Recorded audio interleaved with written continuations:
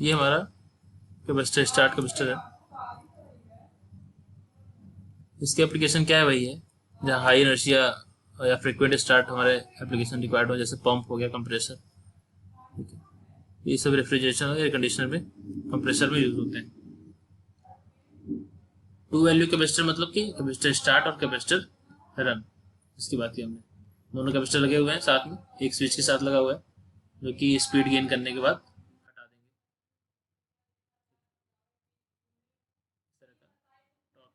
तो अगर आपको एग्जाम पॉइंट ऑफ व्यू से देखना है तो ये सारी चीजें लिखनी, ये सारी चीजें मतलब आप डायग्राम बनाएंगे जो सर्किट डायग्राम है, उसके बाद एक फेजर डायग्राम बनाइए ऑक्सिलरी करंट और मेन करंट जैसा हमने दिखाया, उसके बाद एक ये टॉर्क वाला।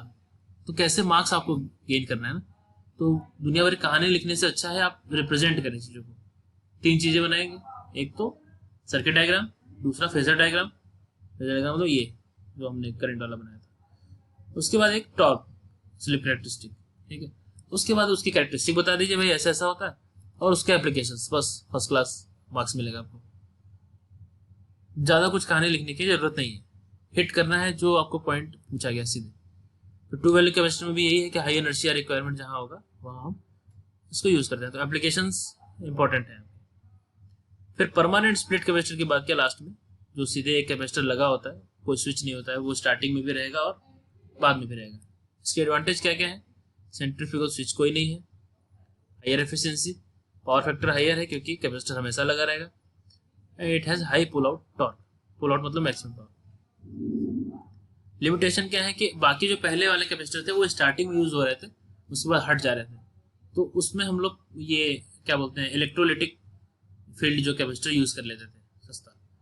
लेकिन इसमें क्या है, कैपेसिटर परमानेंट लगा रहेगा आगे भी, तो हम इसको paper space oil field type capacitor यहाँ यूज करते हैं, तो ये थोड़ा सा कॉस्टली हो जाता है।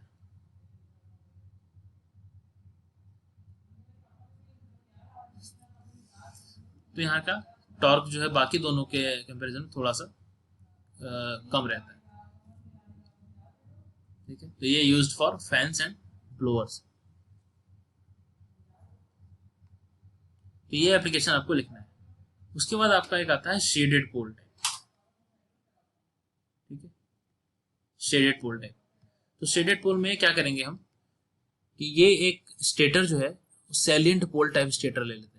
रोटर जो हमारा वो सेम रहेगा, ये जो रोटर है वो जो स्क्वायरल केज हमारा रहता है स्क्वायरल केज ही रखेंगे ये पूरा रोटर, बट जो स्टेटर है उसको सैलिएंट पोल टाइप कर लेते हैं और उसमें दो स्लॉट बना लेते हैं, एक थोड़ा बड़ा स्लॉट है एक छोटा, इधर भी देखा स्लॉटिंग कर दिया। और जो छोटा वाला स्लॉट है उसमें हमने कॉपर रिंग कर लिया, एक उसको शेडिंग कर दी, उसमें छोटे वाले स्लॉट में कॉपर रिंग लगा लिया, शेडिंग कर ली। ठीक, अब क्या हुआ, अब जैसे ही सिंगल फेज सप्लाई देंगे अल्टरनेटिंग फ्लक्स प्रोड्यूस होगा। अब उसमें क्या होगा, कुछ फ्लक्स तो यहाँ रहेगा, कुछ फ्लक्स ये शेडेड पोर्शन में जाएगा। ठीक है, अब शेडेड पोर्शन में जैसे ही फ्लक्स गया तो एक उसमें कॉपर कंडक्टर लगा हुआ है, तो उस कंडक्टर को कट करेगा, अल्टरनेटिंग फ्लक्स है चुकी। ठीक है, तो वो कंडक्टर को कट करेगा तो कंडक्टर में ईएमएफ इंड्यूस्ड होगा, कंडक्टर में ईएमएफ इंड्यूस्ड होगा तो कंडक्टर में क्योंकि कंप्लीट है तो करंट फ्लो होगी और उसके खुद का फ्लक्स प्रोड्यूस होगा जो कि मेन फील्ड फ्लक्स को अपोज करेगा। ठीक है, मेन फील्ड फ्लक्स को अपोज करेगा, इससे क्या होगा, हमारा फिर से वही सिस्टम आ जाएगा कि ये जो ए में फ्लक्स है वो बी के कुछ टाइम और स्पेस में लैगिंग हो जाएगा और दो फ्लक्स हो जाएंगे और उसमें कुछ फेज डिफरेंस रहेगा और रोटेटिंग फील्ड प्रोड्यूस हो जाएगी। उसके बाद की कहानी सब वही है, थ्री फेज इंडक्शन मोटर वाली।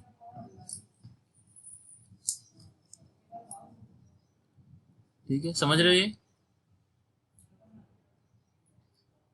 क्या करना है इसमें, बस जो स्टेटर है उसको स्लॉट किया, दो स्लॉट कर लिए। ठीक है, एक स्लॉट ये, एक बड़ा स्लॉट इधर भी, और छोटे स्लॉट में हमने एक शेडिंग कर ली, कॉपर रिंग लगा लिया ये यहाँ पे। तो हुआ क्या, जब अल्टरनेटिंग फ्लक्स हमने सिंगल फेज दिया तो ये छोटे वाले में जो फ्लक्स आई अल्टरनेटिंग है चूंकि, तो कंडक्टर को कट कर लेगी, वो इंट्रैक्शन हो जाएगा, तो उससे ईएमएफ इंड्यूस्ड होगा कंडक्टर में और कंडक्टर में अलग से अपना फ्लक्स, अलग से करंट आएगी और फ्लक्स प्रोड्यूस होगा, और ये फ्लक्स हमारे मेन फील्ड फ्लक्स जो पूरा जा रहा है उसको अपोज करेगा। इसमें पूरा फ्लक्स आ रहा है, तो यहाँ से ये फ्लक्स को अपोज करेगा तो यहाँ थोड़ा सा अलग फ्लक्स आएगा, तो ये दोनों फ्लक्स में एक हमारा डिफरेंस आ जाएगा, यहाँ वाले जो अनशेडेड पोर्शन है और जो शेडेड पोर्शन है। तो फिर एक रोटेटिंग फील्ड प्रोड्यूस हो जाएगी जो कि रोटेट करेगी unshaded portion to shaded portion, ये इस तरह से, ठीक है। तो कुल मिला के हमारा रोटेशन हो जाएगा क्लॉकवाइज रोटेशन। आगे कहानी सेम है। ये थोड़ा चीप है लेकिन इसमें लॉसेस बहुत हैं, एफिशिएंसी भी कम हो जाएगी, शेडेड पोर्शन है, पावर फैक्टर भी कम हो जाएगा इसका, थोड़ा सा ये सब दिक्कतें भी हैं। और एक चीज़ और है कि इसमें आप डायरेक्शन को रिवर्स नहीं कर सकते, जो भी डायरेक्शन होगी ये unshaded portion to shaded portion ही, तो एक बार जैसा आपने कंस्ट्रक्शन कर लिया उसी हिसाब से आपका डायरेक्शन फिक्स हो गई। और बाकी इसके पहले हमने जितने पढ़े ये सारे कैपेसिटर वाले और स्प्लिट फेज, उन सब में आप डायरेक्शन ऑफ रोटेशन चेंज कर सकते हैं। कैसे? या तो मेन वाइंडिंग का कनेक्शन चेंज कर दीजिए या फिर ऑक्सिलरी वाइंडिंग, किसी एक वाइंडिंग का कनेक्शन अगर रिवर्स कर देते हैं तो आप रोटेशन चेंज कर सकते हैं। लेकिन इस शेडेड पोल में हमारे पास ये रोटेशन चेंज करने का, डायरेक्शन चेंज करने का ऑप्शन नहीं है, ठीक है। तो shaded pole motor very cheap है, but starting torque is developed by shaded pole motor is very low, ठीक है। लॉसेस भी हाई हैं, पावर फैक्टर भी लो है, एफिशिएंसी भी लो है, ठीक है। तो ये जो है तो बहुत स्मॉल साइज में हमारे इसको हम लोग ज़्यादातर मैन्युफैक्चर करते हैं, लगभग 40 वाट और उससे भी कम, तो इसके एप्लीकेशन उसी हिसाब से फिर है। स्मॉल डिवाइसेस में hair dryers, fans, exhaust fans, ठीक है, table fans, electronics equipment, tape recorders, slide projectors, photocopying machine, electric clock start करने में, ठीक है, टाइमिंग मोटर स्टार्ट, तो ये सब इसके मेजर एप्लीकेशन होते हैं, छोटे छोटे एप्लीकेशन, कि ज़्यादा इसमें टॉर्क को मिलता नहीं, बहुत कम होता है, तो बाकी लॉसेस भी ज़्यादा है, एफिशिएंसी भी कम है।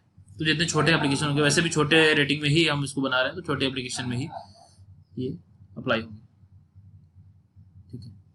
तो ये तो आपका एक शेडेड पोल टाइप का इंडक्शन मोटर। फिर आता है कंपैरिजन बिटवीन सिंगल फेज और थ्री फेज। तो single phase motor develops about 50% of the output of that of three phase motor for same size and temperature rise. Single phase motor have lower power factor, starting torque आपका लो होगा single phase में, efficiency भी लो होगी, और it is costlier then three phase motor. Costlier क्यों है? क्योंकि हमको एक्स्ट्रा एक एडिशनल वाइंडिंग भी चाह रही है, ऑक्सिलरी वाइंडिंग, इसको स्टार्ट करने के लिए कुछ एक्स्ट्रा मीन्स चाहिए, तो उसके हिसाब से हमारा ये भी कॉस्टलियर होता है सिंगल फेज से। तो थ्री फेज आपका एकदम बिल्कुल रग्ड मशीन है, थ्री फेज इंडक्शन मोटर। तो हम जनरली इंडस्ट्री में जो है वो थ्री फेज इंडक्शन मोटर ही रहते हैं ज़्यादातर, बाकी हमारे घरों में सप्लाई सिंगल फेज ही है, तो हमारे घर में सारे मोटर एप्लीकेशन सब सिंगल फेज इंडक्शन मोटर है, ठीक है। तो सबसे जो मेजर एप्लीकेशन वो हमारे सामने सीलिंग फैन का रहता है, single phase induction motor, capacitor वाला हमारा होता है कि ऑक्सिलरी वाइंडिंग में हम कैपेसिटर यूज कर रहे हैं इसमें, कंडेंसर। बाकी स्पेशल मशीन्स हैं वो शायद तुम्हारे सिलेबस में नहीं है, टाइम मिलेगा हम लास्ट में डिस्कस करेंगे क्योंकि तुमको जानकारी तो रहना चाहिए। तो इस कुछ स्पेशल मशीन्स होगी, fractional kilowatt machine, universal machine, stepper machine और reluctance motor, AC series motor में है ये सब कुछ, तो वो सारी भी चीज़ें देखेंगे बाद में। तो फिलहाल अब ये सिंगल फेज इंडक्शन मोटर हो गया आपका, थ्री फेज इंडक्शन मोटर हो गया, दो यूनिट ही। एक यूनिट जो है फील्ड प्रोड्यूस करने वाला, कि रोटेटिंग फील्ड कैसे प्रोड्यूस होगी थ्री फेज से, टू फेज से, तो साथ साथ वो भी हमने डिस्कस कर लिया।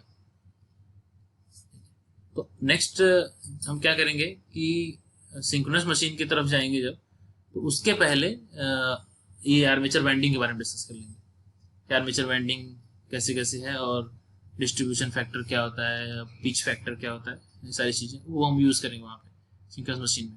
तो वो हम पहले डिस्कस कर लेंगे, तो उससे हमारा क्या होगा, यूनिट 1 तो जो भी है वो हो जाएगी कंप्लीट। तो उसमें हमें ये वाइंडिंग फैक्टर वगैरह ये सारी चीज़ें डिस्कस करनी है। तो उसकी वीडियो है भी पहले से भी, यूट्यूब पे पड़े होंगे हम लोग के अपने ही चैनल पे, कॉलेज वाले पे। चलो फिर भी हम एक बार डिस्कस करेंगे उसको, और उस पर न्यूमेरिकल भी अच्छे आते हैं, तो तुम्हारे कंपटीशन में भी अच्छे न्यूमेरिकल आते हैं, और ऐसे भी वाइंडिंग फैक्टर पे। उसको भी देखेंगे। बाकी 3 फेज में एक नो लोड और ब्लॉक रोटेट जो है आपका सिलेबस में नहीं था, बट इम्पोर्टेंट है। सिंगल फेज में तो हमको डिस्कस किया हमने, नो लोड और ब्लॉक रोटेट टेस्ट कैसे इक्विवेलेंट पैरामीटर निकालते हैं। 3 फेज में भी आता है, और 3 फेज में उस पर न्यूमेरिकल भी बनते हैं। तो वीडियो है मेरे उस पर अपने चैनल पे, कॉलेज वाले पे, कि numerical on 3 phase induction motor part 1 और पार्ट 2 पार्ट 3 ऐसे करके है। तो शायद 2-3 पार्ट में है, तो एक ही न्यूमेरिकल है, उसको आप उठाइए, उसी का पार्ट है, उसमें जितने पार्ट हैं उसको सॉल्व किया अलग अलग में। उसको कंप्लीट अगर आप देखेंगे ना दोनों तीनों वीडियो, तो कंप्लीट जितना भी no load block rotor test पे तुम्हारे न्यूमेरिकल आते हैं, जिस भी टाइप के बनते हैं या पावर से रिलेटेड, वो सब उसमें मैंने कवर किया एक ही क्वेश्चन में। तो एक ही क्वेश्चन के कुछ 3 पार्ट हैं, मैं शायद लिंक भी भेज दूंगा। वैसे कॉलेज वाला होगा आपके पास इलेक्ट्रिकल मशीन प्लेलिस्ट में, या फिर इलेक्ट्रिकल इंजीनियरिंग के कुछ 270-80 वीडियो है उसकी प्लेलिस्ट में है, तो उसको मैं इसमें भी डाल दूंगा नए वाले प्लेलिस्ट में, तो उसको देख लेंगे। तो ये आपको पूरा कंप्लीट इंडक्शन मोटर हो जाएगा। इसमें तुमको न्यूमेरिकल देखना है, ठीक है, उसमें तुम लोग का रह जाता है न्यूमेरिकल वाला पोर्शन, तो उसको थोड़ा बार बार लगाना है ना, जो मैं बताता रहूँगा। जैसे कि ये न्यूमेरिकल मैंने दिया था एग्जाम में, ये बड़ा इंपॉर्टेंट है, जिसमें आपका स्टार्टिंग टॉर्क और मैक्सिमम टॉर्क या फिर फुल लोड टॉर्क के बीच में रिलेशन होता है, और एक्स्ट्रा हम रोटर रेजिस्टेंस कितना ऐड करें कि तुम्हारा इतना हो जाए टॉर्क ना, ये सारी चीज़। तो ये बड़ा इंपॉर्टेंट, इस तरह के जितने भी क्वेश्चन हैं आप बुक से इसको लगाएं, ये इसका जो है आने का चांस बहुत रहता है। और बाकी सिंपल स्लिप वाले हैं, पावर रिलेशन है तीनों पावर का, कि air gap power, rotor copper loss, और मैकेनिकल पावर डेवलप्ड, और एफिशिएंसी से रिलेटेड एक इसके भी क्वेश्चन बनते हैं। तो 2 ही 3 टाइप के न्यूमेरिकल हैं और रिलेटेड ही हैं आपस में सब, तो वो देख लेंगे इसमें। बाकी सिंगल फेज इंडक्शन मोटर में कुछ खास न्यूमेरिकल नहीं आता है, 3 फेज में ही आपका रहेगा। जहाँ जहाँ रहेंगे मैं बता दूंगा, उसको कायदे से करना है वो न्यूमेरिकल, क्योंकि आया वो तो काम हो जाए। और रही बात इसकी, अभी तो 4 लोग 3 लोग ही हो, बाकी लोग से भी कह देना कि ये इंटरनल जो हो रहा है ना इस बार, ये तुमने मिड टर्म दी, इसको बहुत सीरियसली दो। घर में बैठ के दे रहे हो, खुद बुक से लेके लिखना है, फिर भी तुम लोग मजाक मजाक में थोड़ा चलो एक छोड़ दिए, कम लिख दिए, ये महंगा पड़ सकता है। जैसे अविनाश ने किया ऐसे 46 मार्क्स, तो ये इसको फायदा मिलेगा। बहुत लोग के कितने कम मार्क्स हैं, घर बैठ के लिख रहे हो तब भी, तो क्या हो रहा है कि ये मार्क्स हम सीधे सेंड कर दे रहे हैं। अभी क्या हो रहा है, हम उसको सीधे मांग ले रहे हैं टेक्निकल एजुकेशन, तो इसमें दिक्कत हो सकती है, क्योंकि हम सीधे भेज दे रहे हैं तो बाद में हम करेक्ट नहीं कर सकते। तो जो तुम्हारे एक्चुअल मार्क्स आ रहा है, हो सकता है उसी हिसाब से तुम्हारा फाइनल रिजल्ट बन जाए। अगर एग्जाम ना हुआ फाइनल एग्जाम, तो उसी हिसाब से फाइनल रिजल्ट बन जाए, तो वो तुमको फिर महंगा पड़ जाएगा, फिर अफसोस हो जाएगा कि अरे यार ये तो मौका था, अच्छा मार्क्स ले सकते थे, घर बैठ के लिखना था, फिर भी मजाक मजाक में कम हो गया। तो अभी जैसे लॉकडाउन चल रहा है, ये चीज़ का बहुत ध्यान दो, मिड टर्म जो हो रहे हैं आसानी से हो रहे हैं, घर बैठे उसको बहुत कायदे से दो, क्योंकि हो सकता है उसी के बेस पे सीधे तुम्हारा फाइनल एग्जाम के मार्क्स बन जाए, जैसे सेकंड सेमेस्टर में बने थे। तो इंटरनल बड़ा इंपॉर्टेंट है। अब तो ये चीज़ ध्यान में रखना, पहला बात तो अभी दे दिए, लास्ट वाला अगर जो भी सेकंड होगा इस तरह से अगर हुआ तो फिर बहुत ज़्यादा इंपॉर्टेंट होगा, क्योंकि उसी के बेस पे समझो तुम्हारा फाइनल हो जाएगा इस सेमेस्टर का, चाहे पिछले सेमेस्टर का भी। उसके हो गए तुम्हारे मिड टर्म सारे, पिछले सेमेस्टर जो होगा था, ठीक है, उनका तो हो ही गया होगा, उसी हिसाब से मार्क्स जो भी जाना है। ठीक है, चलो फिर लास्ट में हम स्टार्ट करेंगे सिंक्रोनस के लिए वाइंडिंग फैक्टर। हाँ, क्या कह रहे हो?